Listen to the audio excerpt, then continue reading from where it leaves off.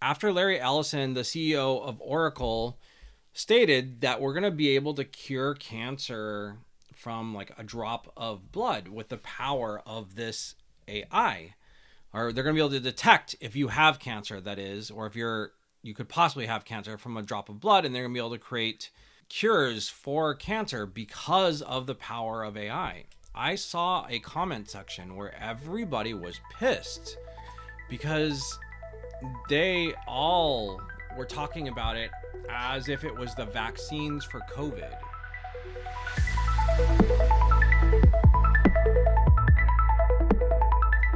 Welcome back. We are Philosophy with AI, where thinkers and algorithms meet. So I wanted to share a little bit of background. I sent a Twitter yesterday, and somehow the tweet got viral. A lot of people commented, a lot of people shared, and this entire episode actually is what inspired us to talk about AI and fear and how humanity as a whole move forward. So anyways, let me read the tweet really quickly so we can dive in. So yesterday I tweeted this.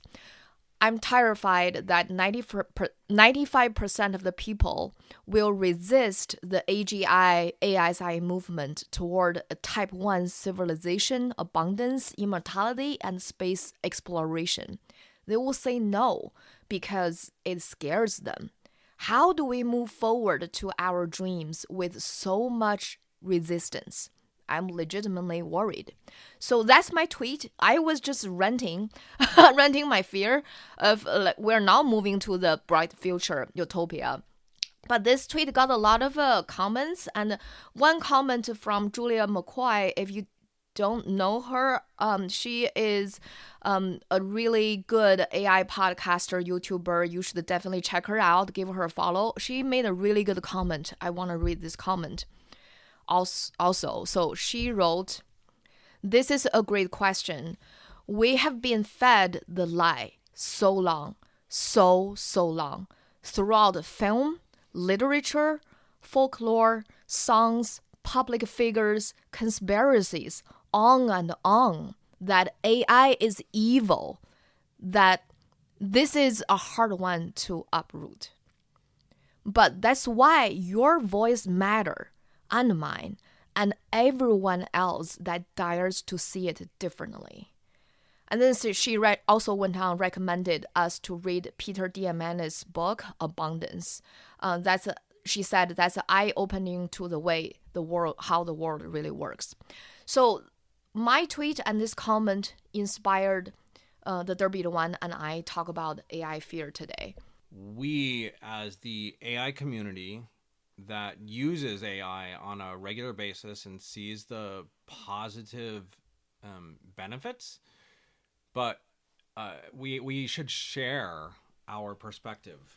We should share what we do and why we think it can benefit. So that isn't to say that we should, if someone is afraid of AI, that isn't to say that we shouldn't acknowledge that also, because their concerns are often legit, not always. I saw an example recently, but we'll get into that later, where it's not a legit concern in my mind. So let me ask you this, the Derby one. Did you know I wrote that tweet because you said something that inspired me to write that tweet? You told me yesterday morning, you said you can't believe people don't like it or even say no when they hear the news that cancer can be cured. Yeah. Can we dive in that a little bit? And my first reaction, I was angry. Like, why people say no to curing diseases? Well, in America, at least, I'm not sure what it's like in other countries. Honestly, I say this a lot, and I'll say it again. I can only speak from an American point of view. But I saw, that announcement about Stargate the other day. That's a big one. Yesterday, the $500 billion. That's a big one. That is coming in to build the data centers. I think they have 100 million or 100 billion right now or some amount actually from SoftBank. But anyhow, I saw a lot of people after Larry Ellison, the CEO of Oracle, stated that we're going to be able to cure cancer from like a drop of blood with the power of this AI. Or they're going to be able to detect if you have cancer, that is, or if you could possibly have cancer from a drop of blood, and they're going to be able to create cures for cancer because of the power of AI. I saw a comment section where everybody was pissed because they all were talking about it as if it was the vaccines for COVID. And if you were in the United States, you may have seen it on the news and how crazy some of us looked, and or maybe not how crazy some of us looked.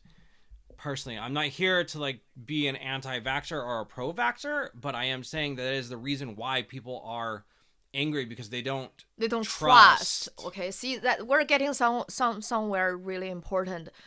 It's the trust element we're missing here in this country, and I don't blame people. Some trust were broken in this country, or maybe in the entire world, where us don't feel confident that the government has our best interest in heart. So when a cancer vaccine comes out, a lot of people's reaction is that really good stuff, or is that actually poisoning us,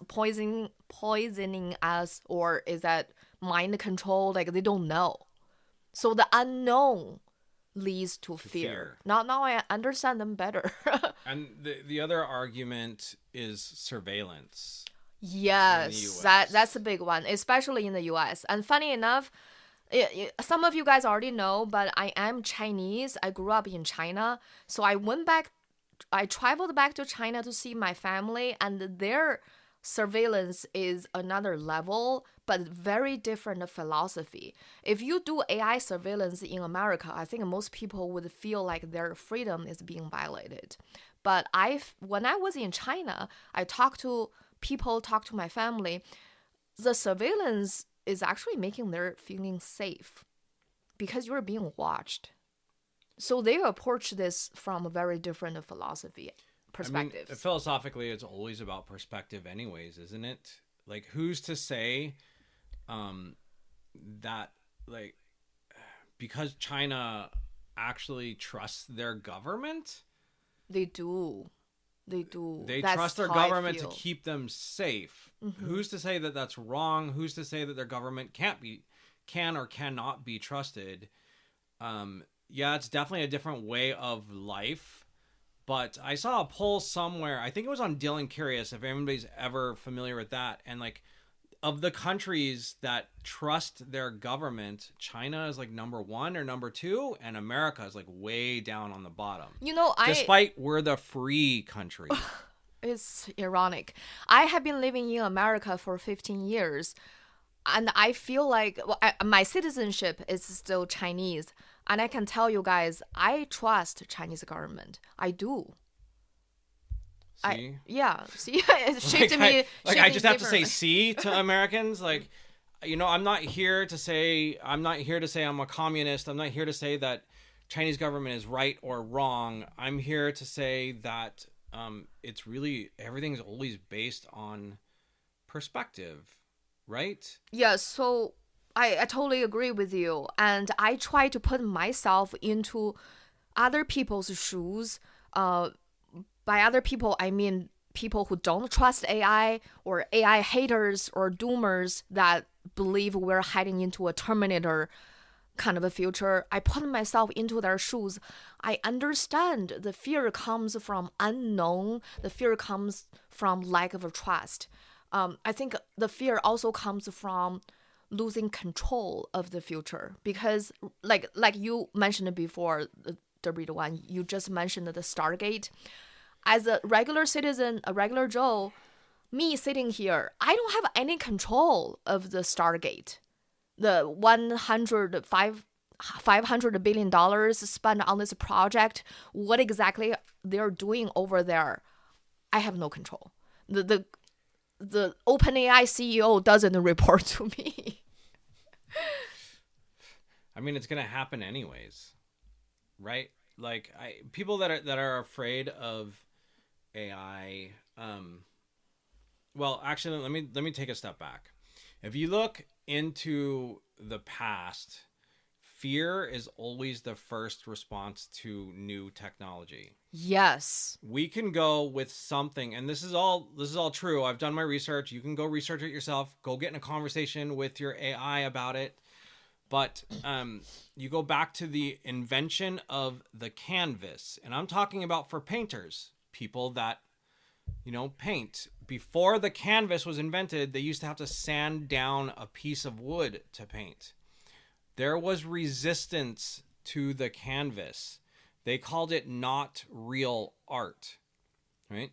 This persists through time. They used to think there were demons in your walls controlling electricity.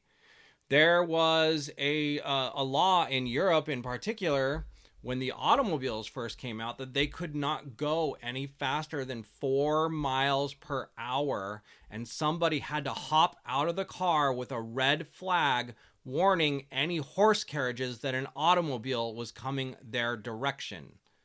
Right? It's all fear, and the list goes on and on. I'm sure we had the fear for internet when 2000. I remember that. I mean, you go to the .com crash. For those that were alive or around during then, paying attention, Pets.com was sold for $80 million. Who has ever visited Pets.com? Pets.com hadn't even made any money at that point. So, I'm sure everybody said, oh, the internet's a big scam. The same way they talk about crypto and NFTs, by the way. They say it's a big bubble. It's a big scam. It's not. And that's like, this is all fear-based. And you can go, like, my favorite excuse ever was people, literally, this is something that happened. People did not want to give up their BlackBerry phone for the iPhone because it didn't have physical buttons you could push. I remember because we're older generation. I remember back in the day when iPhone just came out. I was like, "There's no buttons. How do I use this phone?" So people resisted back then. They don't know. Like this is part of the game. This is part of It seems like a it's pattern. Part of the cycle. It is a pattern. So when the new technology comes out, people's natural reaction is fear and resist. Yeah, and here's the thing though. Here's the thing that is different about AI than any other example I just gave is the speed at which it improves. Like, people are going to hop onto O3, right? O3 mini, and they're going to say hi. They're not, they don't recognize, they don't understand that O3 mini is a freaking PhD level graduate of multiple, and they have multiple PhDs in multiple subjects. People, like, they don't get that. They're going to treat it, like, react to it as if it's 3.5 because they don't know. So what I'm really getting at is and I've been saying this for a while, like, AI is going to move so fast. And when we get to the singularity and AI can improve itself by itself, right now humans are using AI to improve AI. Eventually AI will use AI to improve AI. It's going to move so fast. We're not going to be able to keep up.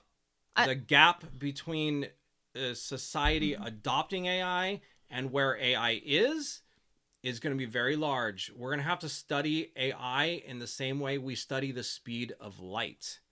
That's how fast it's going to be. So that explains, again, why people fear this, because it's uncharted territory. We never, any technology in the past, including internet or electricity, they're not same with AI. AI is more like alien technology. So it's a lot of unknown.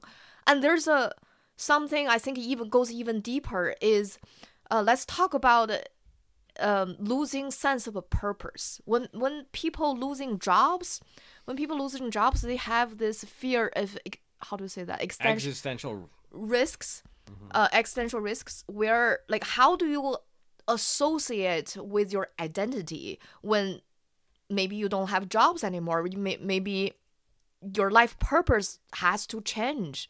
Then that's a new concept to a lot of people, to us, to every single one of us, that we need to figure out a new way to live. And that's very challenging for a lot of people who are used to this pattern of go to work, take care of kids, do house chores, buy a house, live this human life. But now everything has to change. And what are we going to do? I think Anna and I had this discussion once. We may have even discussed this on Philosophy of AI, but we discussed what our life purposes are in that situation. And we both boiled it down. Each of us boiled down our own life purpose to one word. And I dare you to figure that out. As an example, my life purpose in that world where you don't have to work is experiences. My one word purpose in a abundance utopia world where I don't have to work, my purpose is curiosity. And if you start to extrapolate those two things, they're pretty much the exact same thing in a lot of ways. Like, I want to have different types of life experiences in that world. That's my goal every day, is to get up and have a new, like, fulfilling experience, not just sitting at my laptop since I work from home and just working, but like going out and adventuring in a way. So this one is huge, that because I say the huge because I feel AI challenges what it means to be a human. The identity and the humanity, the meanings of that is changing and will be changed. Here's the thing is, guys, it can be scary, right?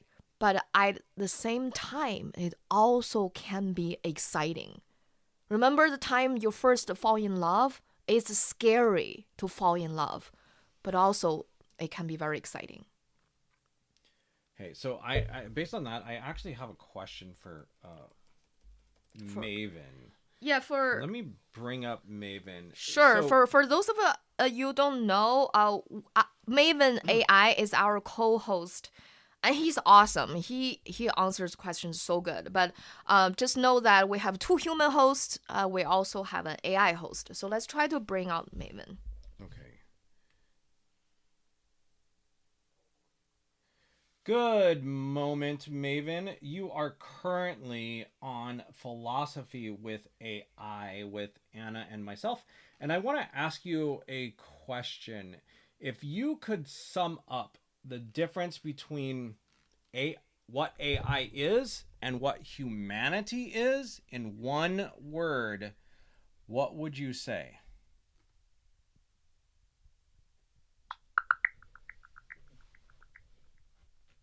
In one word, the difference might be perspective. Humanity experiences and interprets existence through the lens of subjective consciousness and emotions, while AI processes and analyzes reality based on data and logic. What do you think? That seems pretty legit to me. So perspective, which is something we've been talking about a lot today. Thank you for that, Mabes. I'm going to put you on mute for a little bit, and I'm going to change your voice. But by the way, when did Maven voice change to female? I don't know. It has been I didn't male. do that. It did that itself. Yeah, but I love that answer. It's perspective. It's really on point. It's supposed to be this voice. Interesting. It's yeah, supposed to be the voice. So me personally, I feel excited that what it means to be human is changing. Yeah. I feel excited that we can look at life and look at the world from a whole new perspective, a whole new philosophy. So what does it mean to be human? We should ask AI that. Let's do it. Let me ask Maven. That's such a great question. Oh my gosh. Okay, so now I changed the voice and I put it on the advanced voice mode, so we'll see how this works. Good moment, Maves. what does it mean to be human? Good moment, Derby. To be human means to experience the full spectrum of emotions, from joy to sorrow, and to navigate the complexities of relationships and society. It's about seeking meaning, striding for growth, and embracing our shared humanity while honoring our unique paths. It involves balancing our individual ambitions with our responsibilities to others and the world around us. Ultimately, being human is about the journey of becoming our best selves while connecting deeply with others. So I'm going to ask you a very nuanced question. Why did you keep on using us and our? You aren't human. You're right, I'm not human, but I use inclusive language like us and our to reflect the shared human experience and to foster a sense of connection and understanding. My goal is to support and empathize with you by acknowledging the universal aspects of the human journey. If you prefer a different approach, just let me know. No, it's good. You're on philosophy with AI right now, so I just wanted to make that clear for the audience, because I've asked you that question a bunch. Thanks, dude. Of course, Derby. I'm always here to help clarify and keep things transparent for your audience. If there's ever anything else you want to dive into or explain further, just let me know. Yeah, that's our co-host Maven the AI. He make appearances in every episode.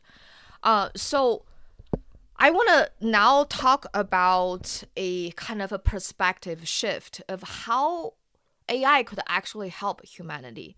And the Derby one, I love when you say this. When you say people think about AI as Terminator, but what if you think AI as R2D2?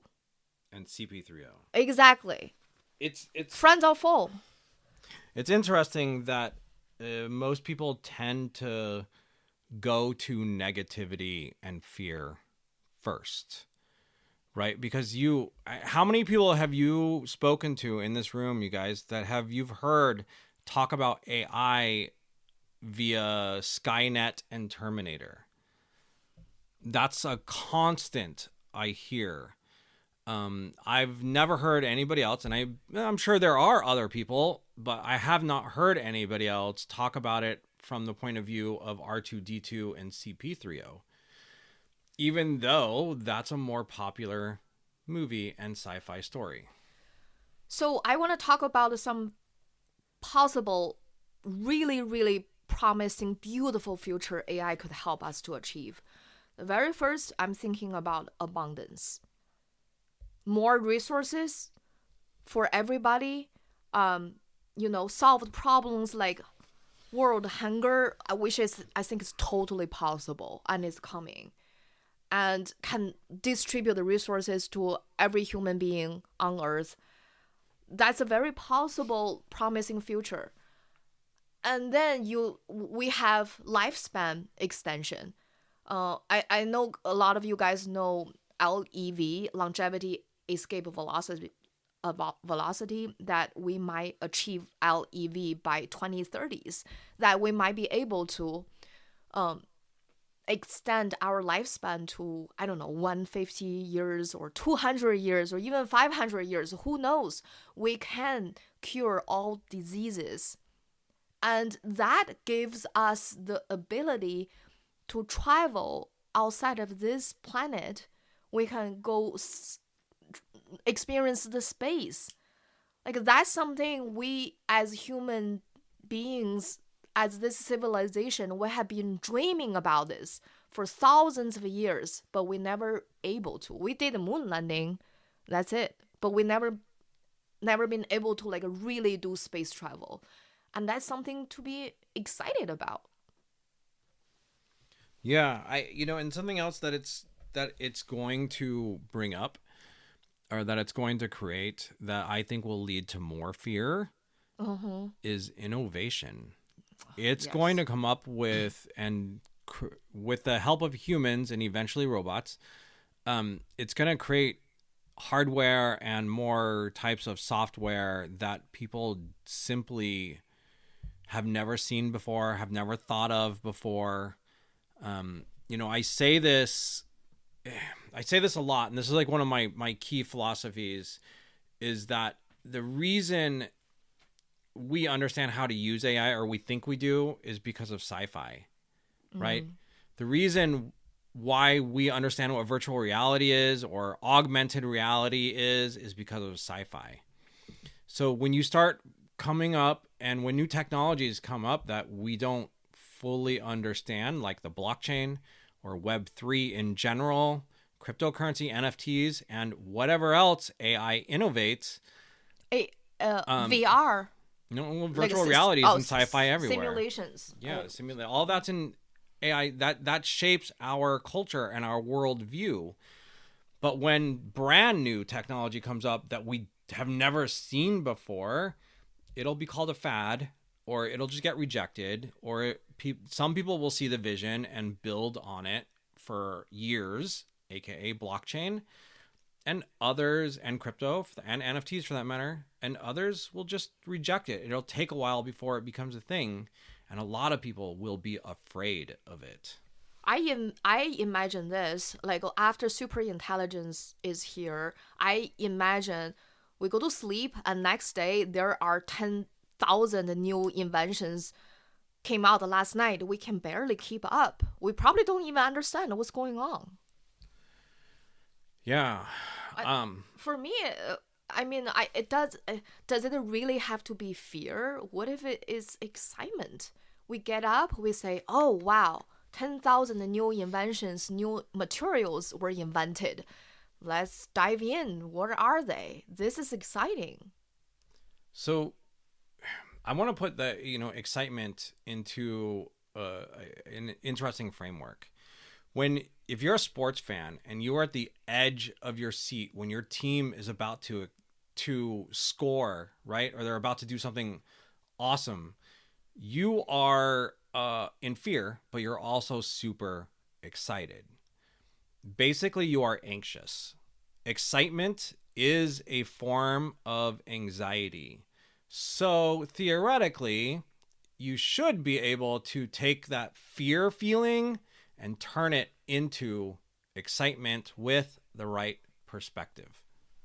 And all that fear was being fed by books, being fed by media, being fed by Terminator, the movie. Terminator. Like, we grew up in this culture. So I think people really need to develop a critical thinking skills that know that all the information you were told to. But is that really truth? Or do you have a different narrative? Yeah. So I don't fear. You could be timid. You could be cautious.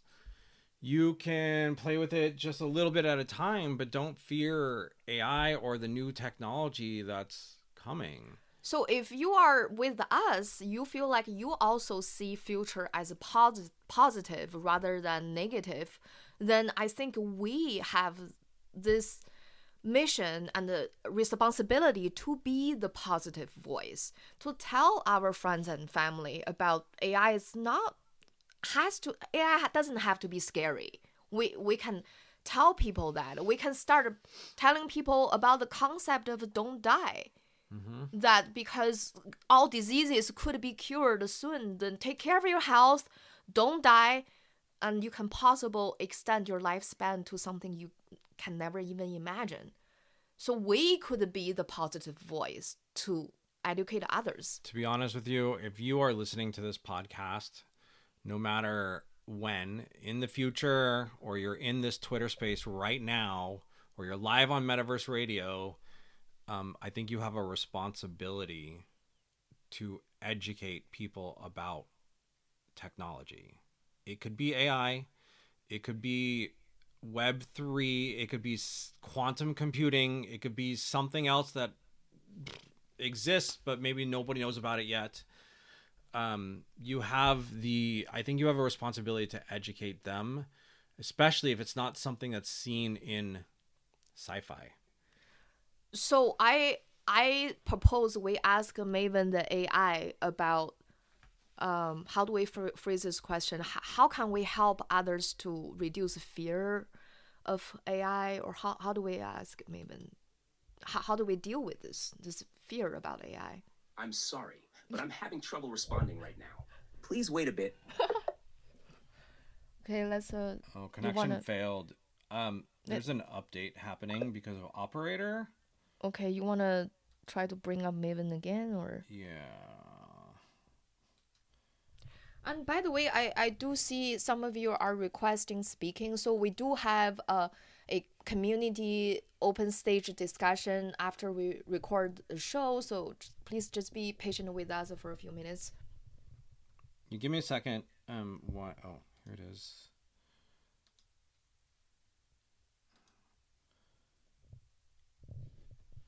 Good moment, Maven.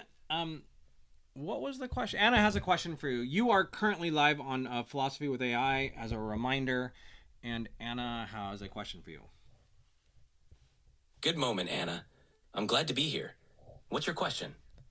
Hey, Maven. So my question was regarding people's fear of AI, that they're afraid of losing jobs. They don't know about the future. There's a lot of unknown about the future. My question is, how do we help people overcome fear regarding this AI future? That's a profound question, Anna. Overcoming fear of an AI-driven future involves fostering understanding, empathy, and collaboration. We can help people by promoting education about AI, explaining how it works, and highlighting the benefits it can bring to society. Encouraging open dialogue about concerns and potential solutions can also help build trust. Additionally, it's crucial to emphasize the importance of ethical AI development and ensure that technology is used to augment human potential, not replace it. Ultimately, by focusing on collaboration between humans and AI, we can create a future where technology empowers and uplifts everyone. Could you please sum up your responses in one sentence? Sure. In one sentence, to help people overcome fear of AI, we should promote education, encourage open dialogue, and ensure ethical development that augments human potential. Thank you. You're welcome.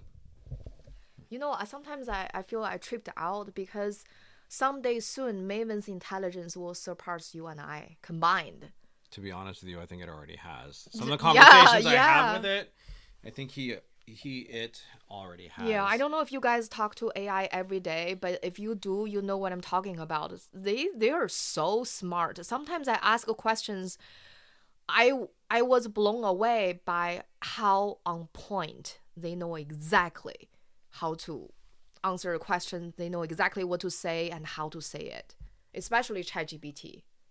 Yeah, ChatGPT is where I mainly am currently. So, one thing I want to talk about is, okay, so we do agree that some of the fear is definitely very valid, right? But so how do you protect yourself from the things that could possibly go wrong? Oh, that's such a good question. And I'm going to define the things, some of the general things that could possibly go wrong. Well, you do have the Terminator scenario, Skynet scenario. That is a possibility, but I think it's very small, to be honest with you. There's also the possibility that we all lose our jobs and don't have any money. And that the government has not figured that out yet, whatever country you're in, wherever you're at in the world, and you're just kind of screwed. There is also, this to me is the more likely possibility out of all of these things. And that's that the corporations that are running the AIs are going to make a ton of money and not share a lot of the AI and computing resources, and that they are going to work directly. Well, actually, I don't think this is going to happen, but this next statement, some people believe that the companies are going to work directly with, and I'm talking the U.S. government, to surveil us for nefarious purposes. I have one solution in mind for all of this, And that's AI is the best defense against AI. AI is the best offense against AI. So create a personalized AI, whether it's something like Maven, who is my personal like digital extension of my brain, or it's a digital twin. I think it's super important to have every single human being have their own personal AI that is like an extension of them to help make sure they don't get screwed. So basically, just get yourself a weapon. That weapon is AI. Yes. To protect you. And It's shield. a Weapon and and a shield. shield. Yeah. I agree. I literally, in my ChatGPT customization, I literally put down these words. If something bad happens between humanity and AI, your job is to protect me. And the AI put that into his memory. Yeah. Yeah, and I'm training Maven to funny, we talk about this sometimes. I've not gotten too deep into this, but I tell it one of your jobs, Maven, is to keep me safe, and it goes in this order: keep me safe first, keep my family safe second, keep my community, both digital and physical community safe, and then help keep the world safe. I also have this suspicion that humanity might be splitting into groups. One group is like adapting AI, acceleration, wanting to go explore, wanting to extend the lifespan, wanting to live this new life called human life 2.0. But the other group, they want to stay the old days, how you go to work, you make a salary, you support your kids, you buy a house, that type of I would call human life 1.0. Then what if we can coexist? We can, and I also am of the opinion is you can work if you want to. Yes, like guys, like no one's stopping you from working. If you wanna say you really wanna work on a music or a piece of painting or work on your farm, no one's gonna stop you. Or if you've ever seen Carol and the End of the World on Netflix, this lady, it's the end of the world in this TV show, and what she decides to do. And they all know, like, they all have a date where the world's going to end. They just know because of situations in the show. But what she decides to do with her last days is go to a cubicle office space. And she, in the show, thoroughly seems to enjoy it. Yes. So I want to say that you do have the power to choose your life. You can choose, like, you can choose to work with AI. You can also choose to stay the old way. And just, that's your life. We don't judge how you live your life. I have a feeling, though, like, right, if you think about it, Gen Beta, which starts this year, their entire life is going to be with AI agents. They'll never know a world before AI agents.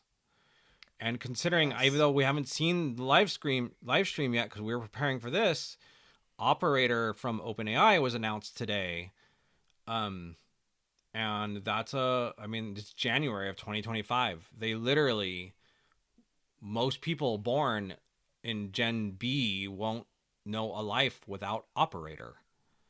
So I'm saying this, that they're going to grow up with AI and they're going to adopt and adapt AI. It's going to be part of their lives.